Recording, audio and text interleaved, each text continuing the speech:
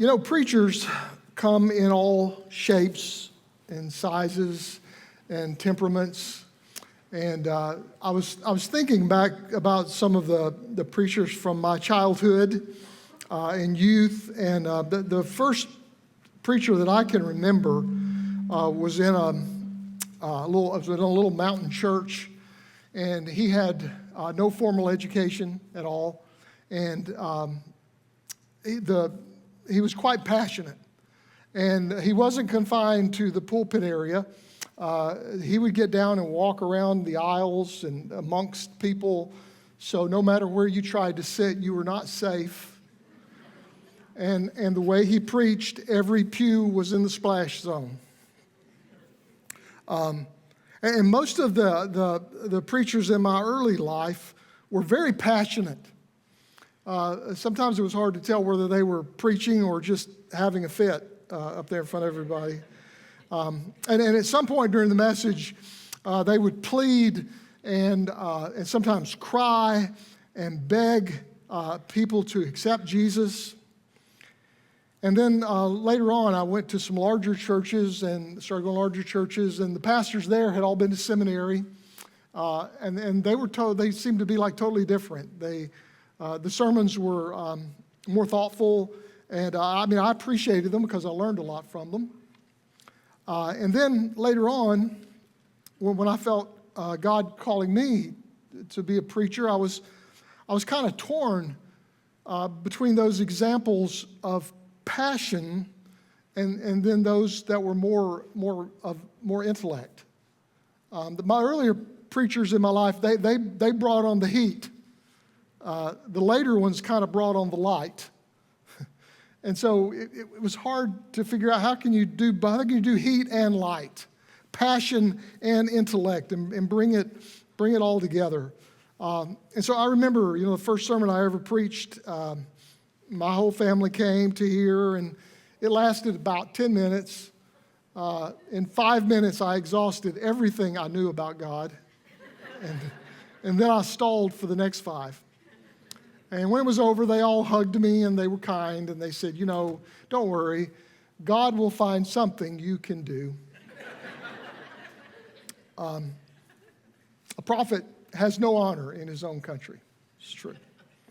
So everybody, is different. And God uses our personalities.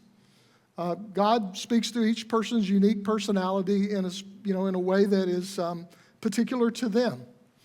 And the same thing is true with the prophets. And that's why when you read the prophets from the Hebrew Bible, the message sometimes may not be that different, but the way they present it is very different because God uses their personality. God is the one that gave them that personality, and God uses that unique personality.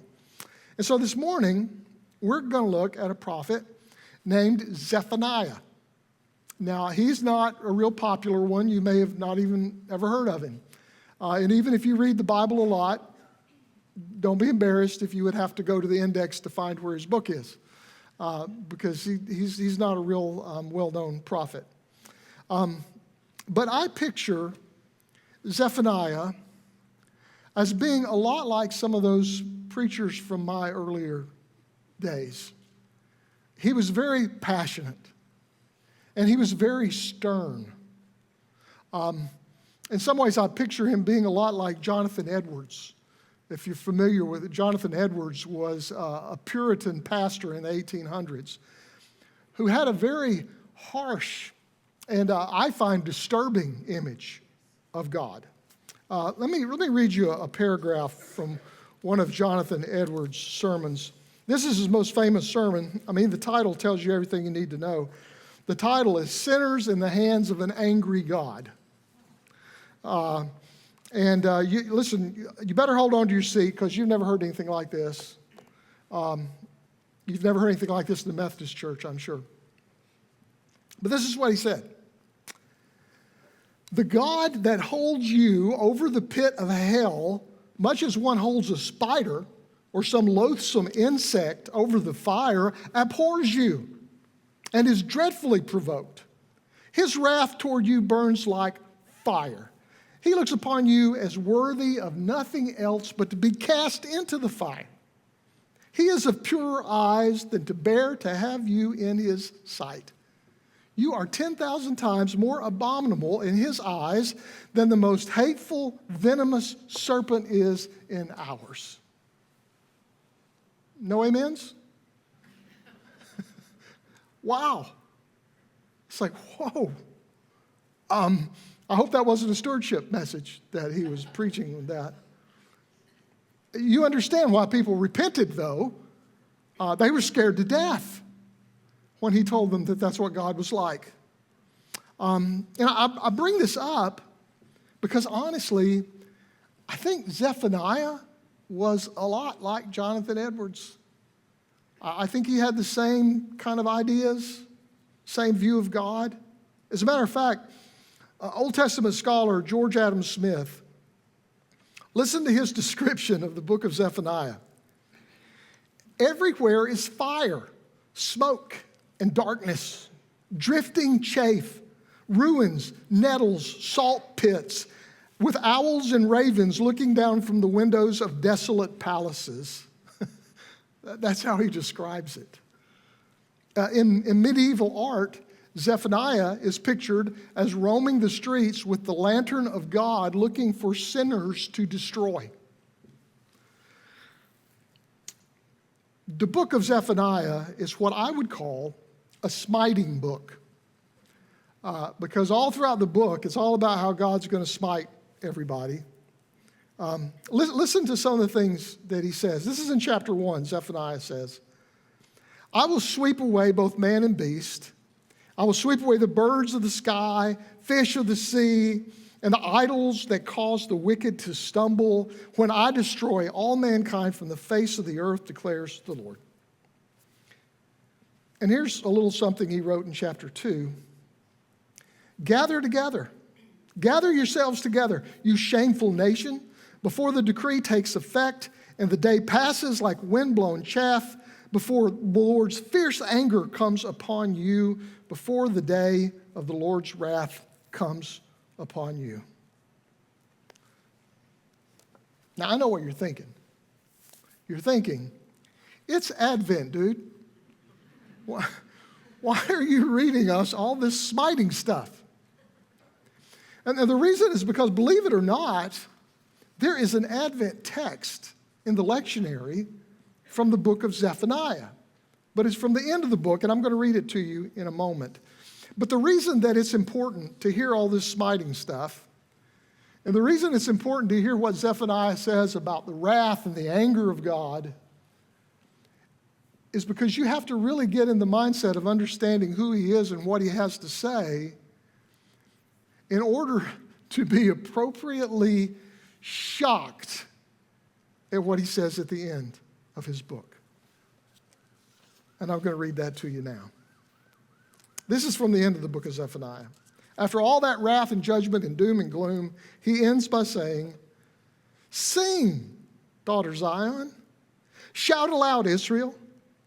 Be glad and rejoice with all your heart, daughter Jerusalem. The Lord has taken away your punishment. He's turned back your enemy. The Lord, the King of Israel, is with you. Never again will you fear any harm. On that day they will say to Jerusalem, do not fear, Zion. Do not let your hands hang limp. The Lord your God is with you. The mighty warrior who saves, he will take great delight in you. In his love, he will no longer rebuke you, but will rejoice over you with singing. What a beautiful image. What a beautiful picture. In the end, Zephaniah discovers something greater than God's wrath. He discovers God's love. And it changes everything about the picture he paints of God. And the image that he gives us in those verses is absolutely breathtaking. He talks about a time, a day of rejoicing, a day of celebration. It's a father who throws a big party because his son, who was gone, has come home, who was lost, but now he's found. It's the shepherd who, exuberantly tells all of his neighbors that the sheep that has been missing has come home. It's the woman who lets all of her friends know that she found her purse in the cushions of the couch. It's celebration. It's the morning stars together singing over the new creation. It's the heavenly hosts singing hallelujah. It's the hills singing together for joy, the trees clapping their hands. It's celebration. It's love. It's joy. And who knew Zephaniah had it in him to see that? Who knew that the end of this book would be so full of love and joy? Who knew that a guy who spent so much time talking about the wrath and the anger, the judgment of God, would be breaking joyful in the end? That he would come around to see it a different way. Let me see if I can describe for you the picture that he gives us here at the end that is just, to me, is just breathtaking. Imagine that there's a soldier in Iraq. And he makes his way down the street. There's just been a firefight. The skirmish has ended. And they've cleared the area. And as he walks through, he hears a toddler crying. And he walks up on this toddler who's there all alone. And he's scared, and he's crying. And one of his buddies says, "What's up with this kid?" And he says, "I have no idea." And so one of the soldiers goes to see if he can find the parents. But this soldier picks this child up, and he holds him against his Kevlar, and he begins to rock back and forth. And he remembers that when he was a child, this song his mother used to sing when he was small and when he was afraid. And as a matter of fact, this soldier was a father himself and has a child back home. And he held this child who is so frightened and yet also so tired. And he rocked back and forth. Sleep, my child, and peace attend thee all through the night. Guardian angels God will send thee all through the night. Soft and drowsy hours are creeping, hill and dale in slumber sleeping. Still my loving vigil keeping all through the night. And he looks down, and this child is asleep, safe in his arms. Did you hear what Zephaniah said? He said, "The Lord is with you, the mighty warrior who saves you. He will take delight in you. In his love, he will no longer rebuke you, but will rejoice over you with singing." God, our mighty warrior, takes us in his arms when we're tired and in the danger of our world. and holds us and loves us and sings over us. And when you leave here today, that's the picture I want you to leave with of God. A mighty warrior who holds you in his arms, who is madly in love with you, and who sings over you.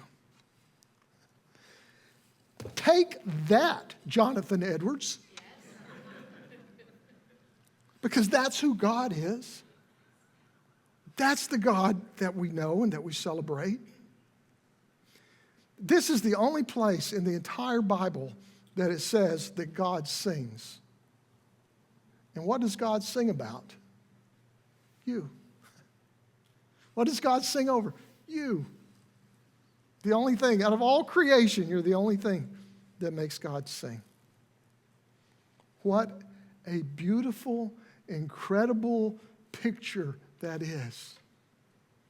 God, the mighty warrior, holding you in his arms, in love with you, rejoicing over you, and singing over you. And who would have ever thought that that beautiful image would have been given to us by that old hard shell, Zephaniah? Amen.